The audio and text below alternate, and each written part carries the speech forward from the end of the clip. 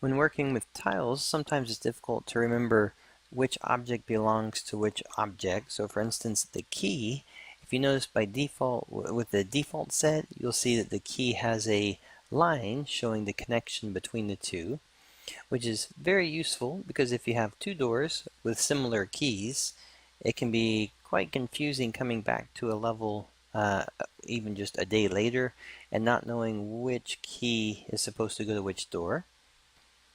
So the line indicator, if you want to use this for any of the brush tiles, so any of these tiles here, any of the ones that are here, if you want to see a visual line that represents the connection between them, if you go to the very end of your list, you'll see a line right here. This is going to let you actually choose several different things, not just simply turning on and off. So I could turn this one on and off this way, but also you can change the type of image. So for instance, if we make this a little bit bigger, we'll make these 10. Actually, let's make this a little bigger here. I'll do 20. Yeah, we'll do 50. Okay. So seeing the image here,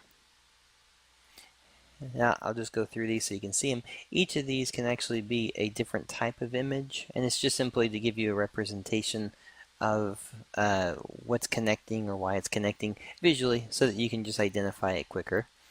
Now, when you have the image, one of the things you can do as well is change the depth if you want it to be in front, so you want to see the paw prints on top of it, or if you want to see it behind, you can set it up for any direction in terms of that way.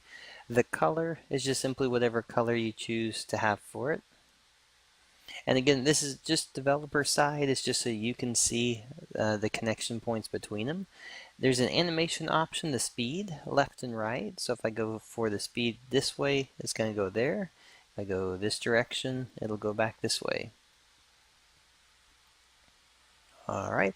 And then when you're done with this part of it, if you were to move the key or the door around, it's always going to be tracking with it. So that way you have the ability just to move and see it.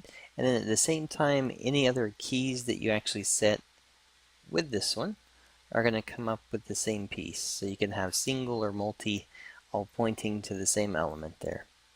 And then if you move the door, then you'll have the door, we'll move the door here.